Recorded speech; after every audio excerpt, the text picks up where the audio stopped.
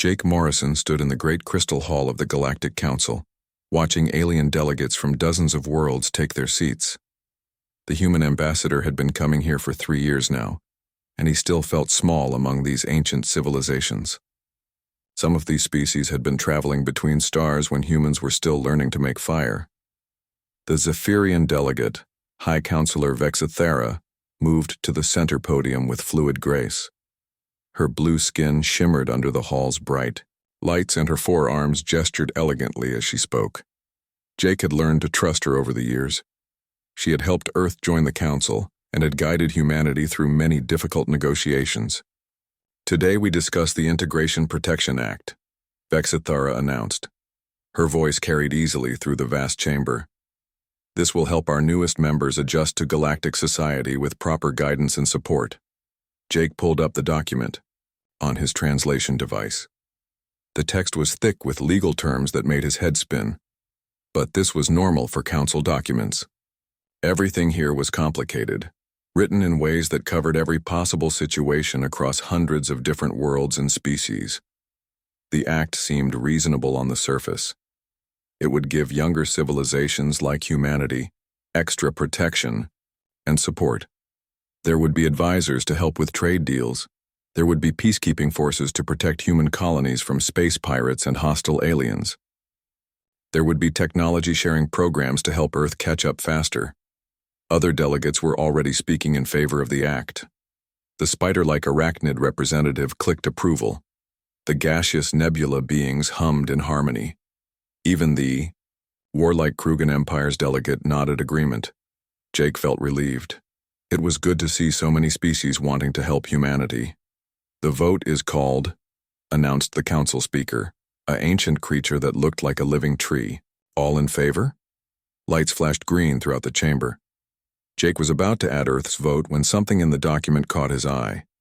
Hidden deep in Section 47, subsection 12, was a clause he had missed before. His translation device had marked it as administrative details, but now he read it more carefully. His blood went cold. The clause said that protected species would transfer military command to the Council. It said they would accept Council oversight of all government decisions. It said they would allow unrestricted access to Council inspection teams. This was not protection. This was conquest with fancy words. Jake jumped to his feet. Wait, I need to review this document more carefully. Earth requests a delay on this vote. But Vexithera was already announcing the results. The vote passes with full approval. The Integration Protection Act is now galactic law. No, Jake shouted. Earth did not vote. We need time to understand what this means. The ancient speaker's woody face turned toward him. Ambassador Morrison, your species voted through your designated representative. High Counselor Vexithera holds proxy voting rights for all species under her guidance program. Jake stared at Vexithera. She looked back at him with what might have been pity. I am sorry, dear Jake, but this is for the best. Humanity is not ready for the responsibilities of full membership.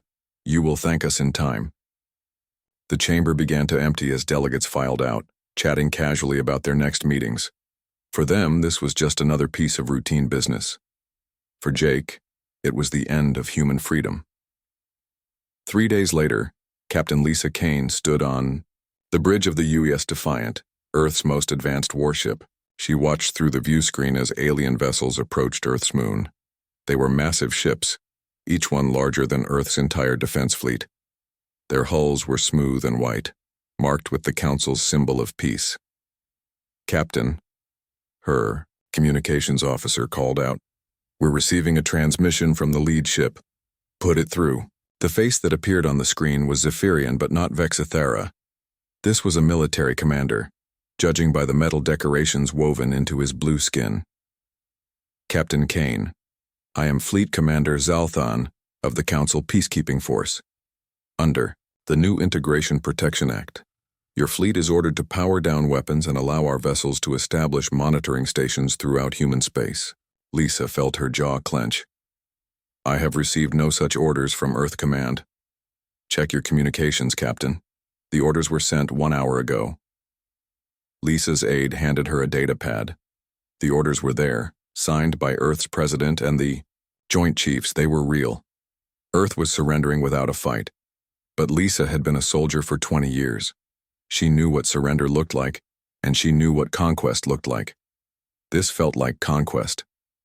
"Understood, Commander," she said into the communicator. "We will comply." But as she said the words, Lisa was already planning. Her ship's computer contained detailed scans of every alien vessel they had encountered. Her crew included some of Earth's best scientists and engineers. And somewhere in the data they had collected over 3 years of peaceful contact, there might be weaknesses. The alien ships moved past Earth's fleet like they owned the solar system. Maybe they did now. But Lisa had a feeling this story was not over. Back on Earth, Director Amanda Clark sat in her office deep underground. As head of Earth's intelligence division, she had been watching the alien visitors very carefully for 3 years. Now she pulled up files that only a few people on Earth knew existed. Every alien ship had been scanned. Every diplomatic meeting had been recorded. Every piece of technology shared with humanity had been studied and reverse-engineered. Amanda had learned long ago that in politics, information was power. Her computer screen showed shipping records. From the past month, alien cargo ships had been making unusual trips to Earth's asteroid belt. They claimed to be conducting scientific surveys, but Amanda's spy satellites had recorded them taking ore samples and mapping mineral deposits. Another file showed communication intercepts between alien ships. The translation was incomplete, but certain phrases kept appearing. Primitive species, resource acquisition, containment protocols. Amanda picked up her secure phone and dialed a number known only to 12 people on Earth. When it was answered, she spoke 2 words that would change everything. "Execute Lazarus." On the other end of the line, Dr. Karen Hughes heard the code phrase and felt her heart race. For 2 years, she and her team had been working on a project so secret that even most government officials did not know it existed. They had been preparing for this day, hoping it would never come. But now, it had come. Earth was no longer free, and humanity needed every advantage they could get. In orbit around Earth, the alien monitoring stations came online. Their sensors began cataloging human ships, human technology, and human resources. The Galactic Council had claimed another primitive species, just as they had done for thousands of years. But this time was different. This time, the primitive species had been watching back, and they had been learning far more than their new masters realized. 6 months had passed since the Council ships arrived, and Amanda Clark had seen enough. She sat in her underground office, surrounded by screens showing alien activity across human space. What she had discovered made her sick to her stomach. The monitoring stations were lies. Every single one of them was actually a mining platform, slowly draining Earth's most valuable resources. Rare metals, exotic particles, even water, everything was being shipped away to alien worlds. Meanwhile, Earth's government received reports about integration progress and cultural exchange programs. Amanda pulled up another file. This one showed human colonies throughout nearby star systems. New Geneva had been the first to report strange illnesses among the population. Then Titan Station reported similar problems. Now 12 different human settlements were seeing the same pattern. Her best analysts had found the truth hidden in the medical data. The aliens were not just stealing Earth's resources. They were running experiments on human beings.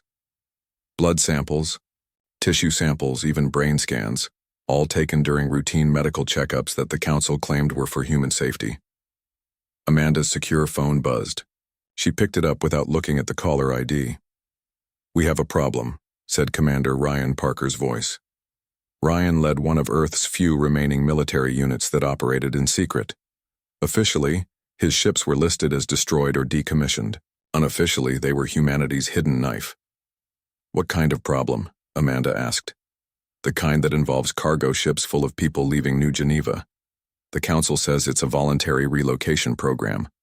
But I've been monitoring their communications. These people are not going to colony worlds." Amanda felt cold. "Where are they going?" "Research facilities. Deep space stations that do not appear on any official maps. And Amanda, some of those ships come back empty." The secure line went quiet for a long moment.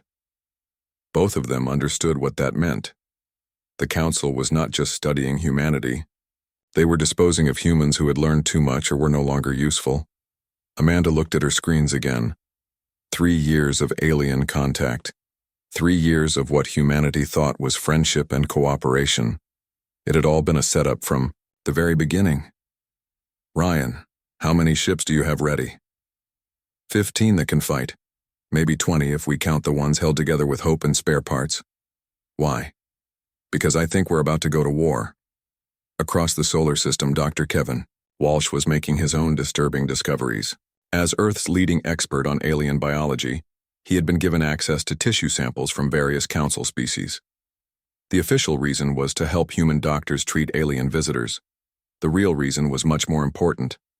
Kevin's laboratory was hidden inside an old mining station on one of Jupiter's moons. To any alien scanners, it looked like abandoned human junk. But inside, Kevin and his team were learning secrets that could change everything. The Zephyrian tissue samples showed something interesting. Their blue skin was not natural. It was the result of genetic modification designed to process certain types of radiation. The arachnids were even more artificial. Their spider-like bodies were actually mechanical shells around small organic cores. But the most shocking discovery came from samples of the Krugen species. These supposedly ancient warriors were not ancient at all. Their genetic patterns showed clear signs of recent engineering, probably within the last 1,000 years. Kevin was starting to understand the horrible truth. The Galactic Council was not a natural alliance of evolved species. It was a carefully designed system where one true species had created various artificial races to serve different purposes. The Zephyrians were diplomats and administrators. The arachnids were workers and technicians. The Krugens were soldiers, and now they wanted to add humanity to their collection. Kevin's assistant, Dr. Maria Santos, entered the lab carrying a data pad. Kevin, you need to see this. I've been analyzing the medical data from the colony relocations. She showed him genetic profiles of humans who had been taken to the research stations. The patterns were clear. The aliens were selecting for specific traits: intelligence, physical strength, resistance to disease, and something else that Kevin found deeply disturbing. They're looking for breeding stock, Maria said quietly. They want to create a modified, human subspecies. Kevin stared at the data. Humanity was not being integrated into galactic society.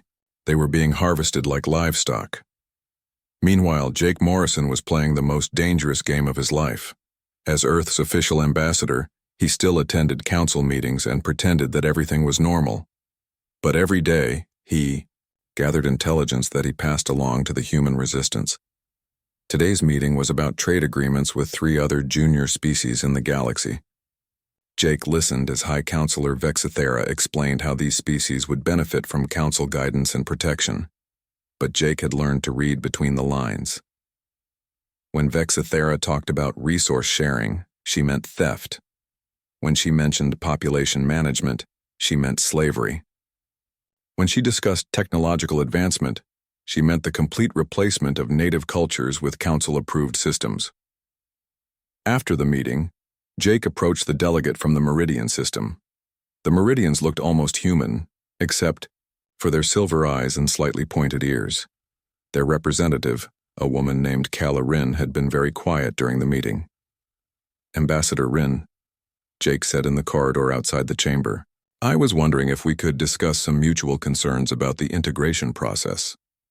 Kayla looked around nervously, then motioned for Jake to follow her to a small side chamber used for private negotiations. You should not be talking to me about such things, she said in barely accented English. Why not? Are you not free to speak with other ambassadors? Kala's silver eyes were sad. My people were free once. We had 3 worlds and 15 colonies. We had art and music and stories that had been passed down for 5,000 years. She paused. That was before the council decided we needed protection. What happened? The same thing that is happening to your people now. First came the monitoring stations, then the advisors, then the relocations. Within 10 years, Meridian was a council protectorate. Within 50 years, we were a council workforce. My people now exist only to mine rare crystals for alien technology. Jake felt his hands clench into fists. How many species has this happened to? In the past 1,000 years? At least 30 that I know of. Probably more. The Council calls it galactic stability. We called it extinction. Kayla moved toward the door, then stopped. But perhaps your species will be different. Perhaps you will find a way to resist what could not be resisted before. She left Jake alone in the small chamber, staring at the Council's symbol of peace carved into the wall. It looked different now. Less like a promise and more like a threat. That night, Jake sent a coded message to Amanda Clark on Earth. The message was hidden inside a routine diplomatic report about trade negotiations. But the real meaning was clear to anyone who knew how to read it. Humanity was not the Council's first victim. They were just the latest in a long line of species that had been consumed by the galaxy's supposed protectors. But unlike the others, humanity had been preparing. Unlike the others, humanity had allies working in the shadows. Unlike the others, humanity was ready to fight back. Dr. Karen Hughes floated in the zero gravity of asteroid base Lazarus, watching her team work on humanity's most secret project. The asteroid looked like any other piece of mining equipment to alien sensors, but inside, Earth's greatest minds were building weapons that could change the course of the war. Karen had been working on quantum tunneling technology for 5 years. The theory was simple: make objects phase through normal matter by shifting them slightly out of normal space. The practice was incredibly difficult, but in the past 6 months with alien technology to study and reverse engineer, they had made amazing progress. Dr. Hughes called her lead engineer, Dr. Tony Chen. The test torpedo is ready. Karen pushed herself over to the testing chamber. Inside was a metal tube about the size of a person. It did not look like much, but it represented years of work and billions of dollars of secret funding. Target? Karen asked. Decommissioned Council transport ship sitting about 50,000 kilometers away. Full shields, full armor, just like the aliens would use in battle. Karen nodded. Fire. The torpedo launched silently through space. Karen watched on the monitor as it approached the alien ship. When it hit the shields, something beautiful happened. Instead of exploding against the barrier, the torpedo simply passed through as if the shields were not there. It passed through the armor the same way, and when it reached the ship's core and detonated, the explosion came from inside the vessel, where no defense could stop it. The alien transport ship broke apart in complete silence. Holy shit, whispered Dr. Chen. Language, Tony, Karen said with a smile. But yes, holy shit indeed. They now had weapons that could bypass alien defenses entirely, but weapons alone would not win this war. They needed strategy, coordination, and most importantly, they needed to get their people to safety before the shooting started. Colonel Danny Foster was handling that part of the operation.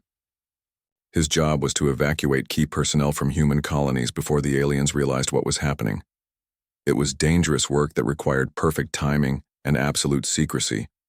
Danny's ship, the Midnight Runner, looked like an old cargo hauler. Its hull was scarred and dirty, its engine signature was loud and inefficient, and its crew dressed like civilian traders. To alien scanners, it was just another human merchant vessel doing routine business between colonies. But inside the fake, cargo containers were military transport pods. Inside the inefficient engines were advanced stealth systems, and the crew of civilian traders were actually Special Forces soldiers with years of experience in covert operations. Today they were visiting New Shanghai Colony, supposedly to pick up a load of rare earth metals. Actually, they were evacuating. Dr. Lisa Park and her entire research team. Lisa had been working on alien communication systems, and her knowledge would be crucial for the coming war. Colony Control, this is cargo vessel Midnight Runner requesting docking permission, Danny said into his radio, using his best bored civilian voice. Permission granted, Midnight Runner.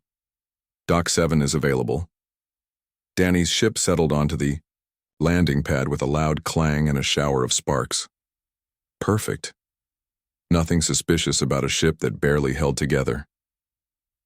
2 hours later, Danny's crew finished loading the fake cargo containers. Hidden inside were 15 of humanity's most important scientists and engineers, along with their families and critical research data. To anyone watching, it looked like another routine cargo pickup. But as they prepared to leave, Danny's sensors picked up something troubling. 3 Council patrol ships were approaching the colony. Their course and speed suggested this was not a routine inspection. "Sir," whispered his pilot, Lieutenant Kate Wilson, "those ships are moving into blockade formation." Danny watched the alien vessels position themselves around the colony. Someone had figured out that key personnel were disappearing from human settlements. The Council was moving to stop it. "All hands prepare for emergency departure," Danny announced quietly over his ship's internal communication system. This might get rough. The Midnight Runner lifted off from the landing pad just as the first alien ship entered the colony's airspace. Danny's fake cargo hauler accelerated toward the edge of the system, moving as fast as he dared without revealing his true capabilities. "Cargo vessel, halt and prepare for inspection," came a voice over the radio. The translation was mechanical and cold. Colony control," Danny replied, still using his civilian voice. "We're having engine problems. Need to reach the repair. Station at the edge of the system." The alien ship moved closer. Danny could see weapon ports opening along its hull. "Vessel will halt immediately or face consequences." Danny looked at Kate and nodded. She pressed a button that activated their hidden military systems. The Midnight Runner's true engines came online. Its stealth systems engaged, and suddenly the old cargo hauler moved like a fighter craft. They disappeared from alien sensors just as the first energy weapons fired where they had been a moment before. 3 hours later, they reached the hidden base where Captain Nicole Rodriguez was waiting with her secret fleet. Nicole commanded 12 ships that were officially listed as scientific research vessels. Their hulls were painted white with peaceful symbols. Their registration documents showed them as university projects studying star formation and cosmic radiation. But Nicole's research vessels carried enough firepower to destroy a small alien fleet. Their sensors could track enemy ships across multiple star systems, and their crews were trained military personnel disguised as graduate students and professors. "Danny," Nicole greeted him as he boarded her flagship, the supposedly innocent research vessel Discovery. "How did it go?" "We got them out, but the aliens are starting to catch on. They're positioning patrol ships around every major human colony." Nicole nodded. "Then it's time to accelerate our timeline. How many evacuation runs do you think we have left?" "Maybe 3 or 4 before they lock everything down completely. Then we better make them count. I'm sending teams to evacuate the research stations at Titan Base and Europa Station. Those are our most important scientists." Nicole led Danny to the Discovery's hidden command center. The room looked like it belonged on a military warship, not a research vessel. Screens showed the positions of alien and human ships throughout nearby space. Other displays tracked resource shipments, communication intercepts, and evacuation schedules. "How are Dr. Hughes's weapons coming along?" Nicole asked. "Tested successfully. The quantum torpedoes work exactly as designed. Alien shields and armor are useless against them."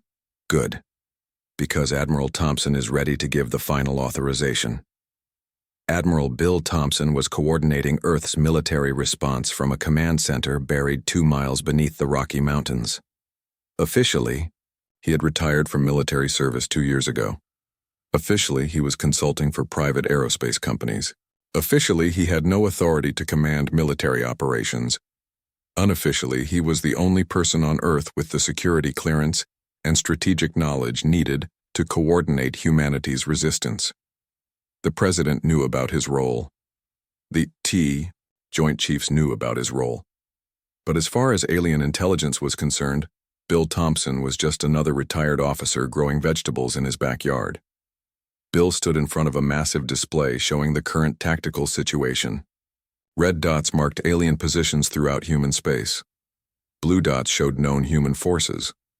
Green dots marked resistance assets that the aliens did not know about. There were a lot more green dots than anyone expected. "Status report," Bill said, to his aide, Major Patricia Lee. "Evacuation operations have successfully relocated 4,000 critical personnel to hidden bases. Dr. Hughes reports that weapons production is ahead of schedule. Captain Rodriguez's fleet is ready for combat operations. Colonel Foster's teams have identified weak points in alien supply lines. Bill studied the display. After 6 months of careful planning, humanity was as ready as they would ever be. The aliens controlled human space, but they did not control it completely. There were gaps in their coverage, weaknesses in their systems, and overconfidence in their security. Most importantly, they still thought of humans as primitive creatures who could not possibly threaten advanced galactic civilizations. That was their biggest mistake. Major Lee, send the authorization code to all operational commanders. Patricia typed a command into her console. Across human space, the message went out to every hidden base, every disguised warship, and every resistance cell. The message was simple. Execute Order Prometheus. Humanity's retaliation was about to begin. The attack began at exactly 0300 hours Galactic Standard Time across 12 star systems. Captain Nicole Rodriguez watched from the bridge of her ship as the Discovery dropped its disguise. The white research vessel's hull panels slid away to reveal military-grade weapons and armor.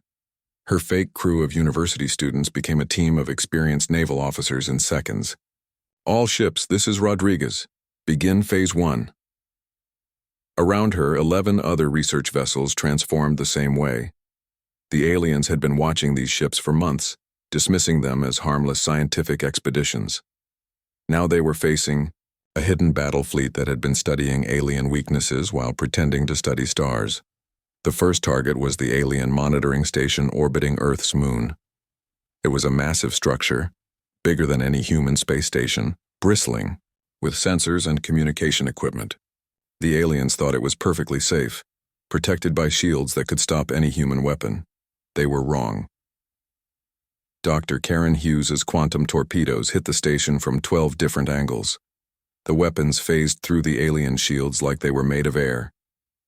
Inside the station, the explosions tore through vital systems that had never been designed to withstand internal attacks. The monitoring station went dark in 17 seconds. Similar attacks happened simultaneously across human space. Every alien, monitoring station, every resource extraction facility, every peacekeeping outpost found itself under attack by weapons that should not exist. Human ships appeared from nowhere, struck with impossible accuracy, and vanished before alien forces could respond. But the real surprise was not the weapons, it was where the attacks came from. Fleet Commander Zalthan sat in his command ship, orbiting Mars, trying to understand what was happening. His sensors showed human attacks throughout the system, but the attacking ships did not match any known human designs. They were too fast, too well-armed, and too sophisticated for a species that had only achieved spaceflight 300 years ago. Commander, his tactical officer reported, "We are detecting massive energy signatures from the outer system. Multiple ships approaching at high speed." "How many ships?"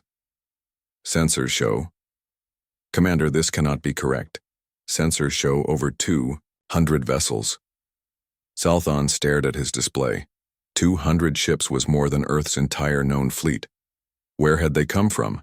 The answer came from Colonel Danny Foster and his evacuation teams.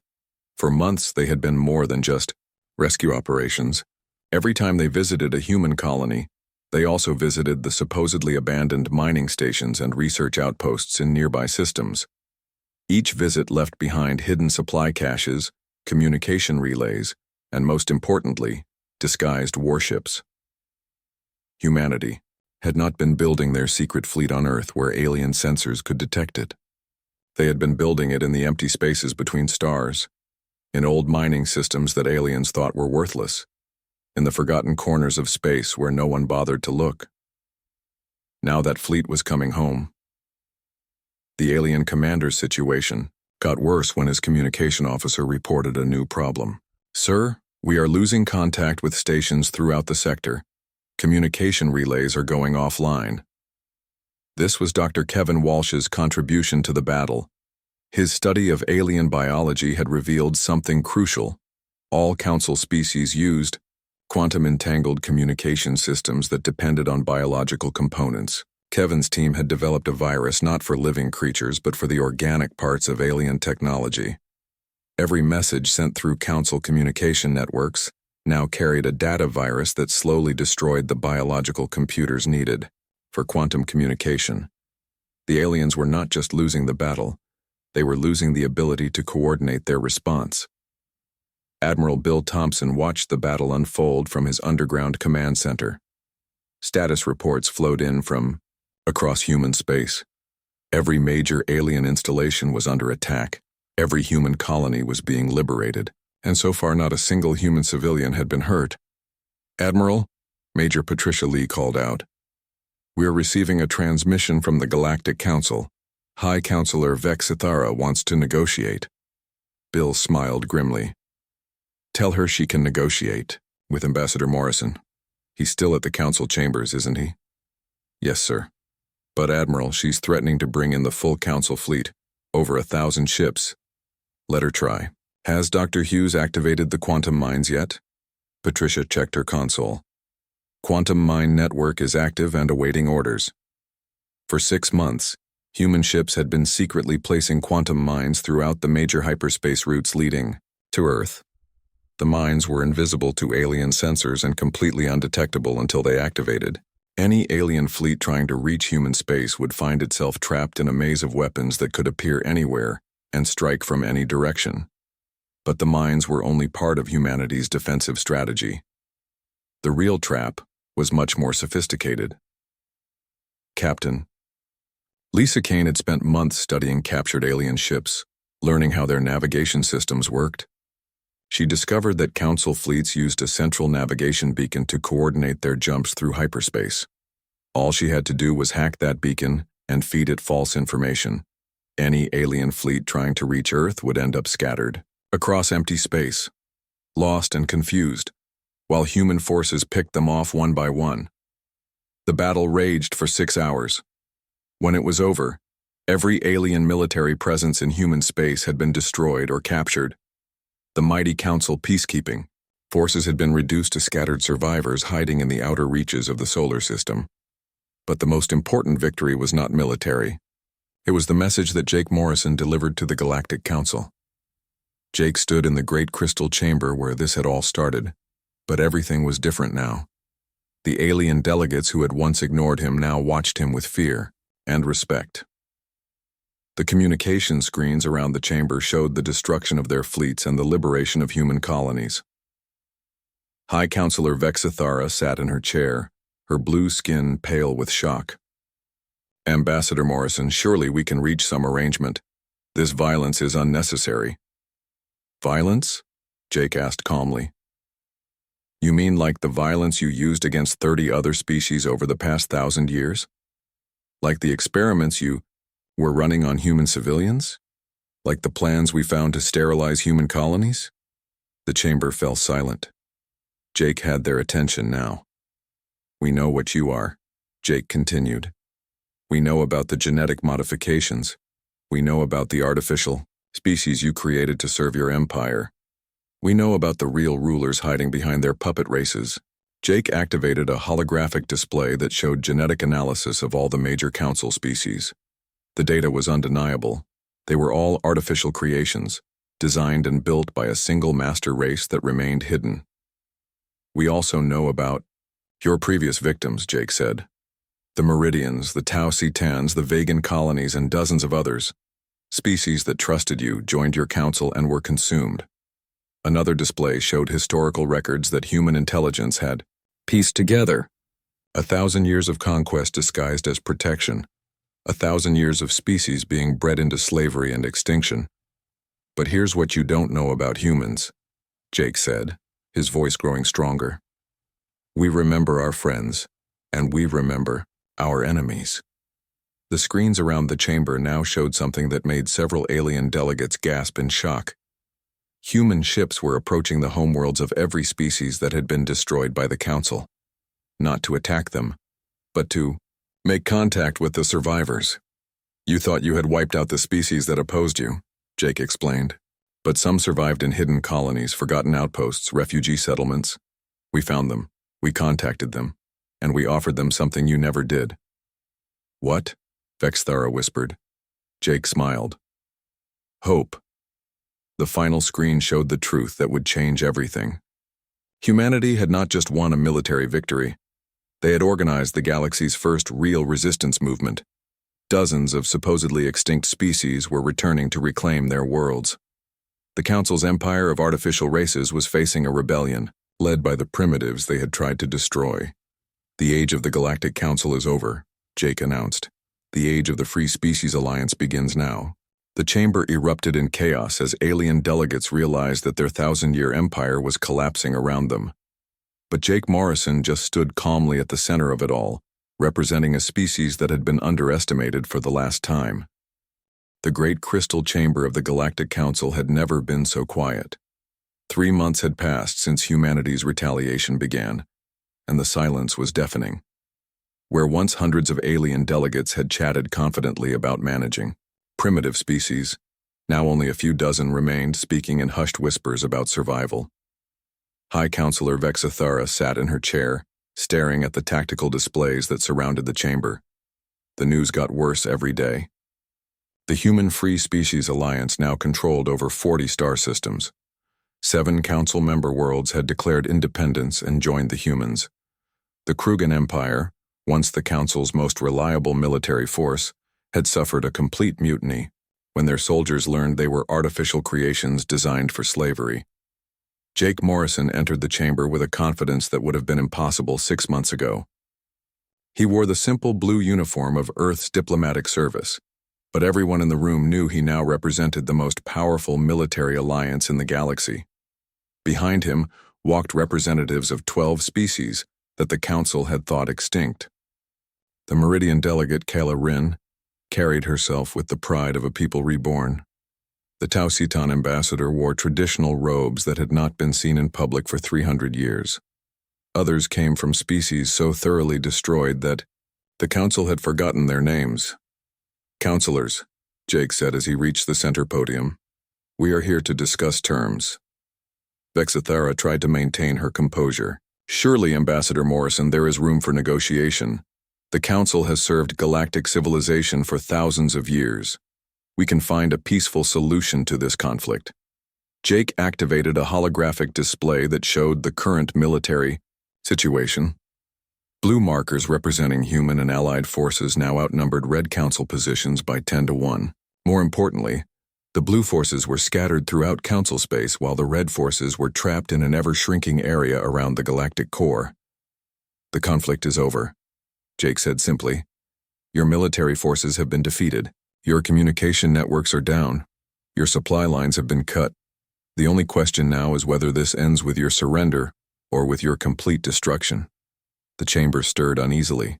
Several alien delegates looked like they wanted to object, but the tactical situation was undeniable. In 3 months, humanity had accomplished what no species had managed in 1,000 years. They had broken the Council's power completely. What are your terms? Asked the delegate from the Aquarian system, a species that looked like walking sea anemones. Jake gestured to Dr. Kevin Walsh, who had been standing quietly at the back of the chamber. Kevin activated another display that showed the results of his biological research. First, Jake said, complete disclosure. We want the genetic codes and creation protocols for every artificial species you have created. We want the locations of every hidden facility, every secret base, every research station where you have conducted experiments on sentient beings. Kevin's display showed the shocking truth about the Council's empire. Over 60% of Council species were artificial creations. Hundreds of research facilities throughout the galaxy were still conducting experiments on captured members of supposedly extinct races. The scope of the Council's crimes was larger than anyone had imagined. Second, Jake continued, reparations. Every species you have destroyed, enslaved, or modified will be compensated. Every stolen world will be returned. Every forced genetic modification will be reversed where possible. Another display showed the economic cost of the Council's crimes. Entire civilizations had been reduced to resource extraction operations. Trillions of sentient beings had been killed or enslaved over the millennia. The debt was so large that it would take the Council centuries to pay it off, even if they survived as an organization. Third, Jake said, trials. The individuals responsible for these crimes will face justice in courts established by the Free Species Alliance. We have evidence of genocide, slavery, biological warfare, and crimes against sentience on a scale that defies comprehension. The list of war criminals was extensive. It included not just council leaders, but also military commanders, research directors, and administrators who had carried out the systematic destruction of entire civilizations. Some were already in custody, captured during the collapse of council military forces. Others were still hiding in the shrinking council territory. And fourth, Jake concluded, supervision. The remaining council worlds will accept Alliance monitoring to ensure that these crimes never happen again. Any attempt to rebuild your military forces or restart your genetic programs will be considered an act of war. The chamber fell silent again. Vexithara looked around at her fellow counselors, searching for some sign of hope or defiance. She found none. The once mighty Galactic Council had been reduced to a handful of terrified administrators begging for mercy from the species they had tried to destroy. If we agree to these terms, Vexithara said slowly, what guarantee do we have that humanity will not simply destroy us out of revenge? Jake looked at her for a long moment. When he spoke, his voice was steady and calm. Because we are not you. The simple words hit harder than any threat could have. Jake was right. Humanity had the power to exterminate the council species completely. They had the weapons, the ships, and the moral justification. But instead, they were offering terms that would allow the council worlds to survive and rebuild as free societies. The Alliance does not believe in genocide, Jake continued. We believe in justice. Your people will face consequences for their crimes, but they will also have the chance to build a better future. The artificial species you created will be given the choice to remain as they are, or have their genetics restored to their original forms.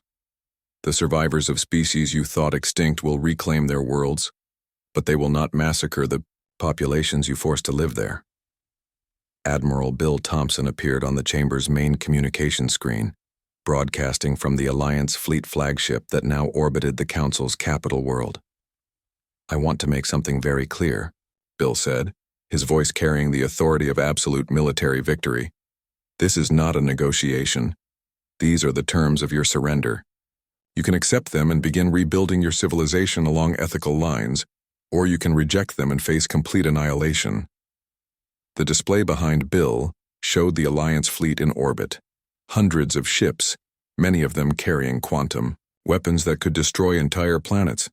The Council's homeworld was completely defenseless against such firepower. We are not the cruel masters you were, Bill continued. But we are also not fools.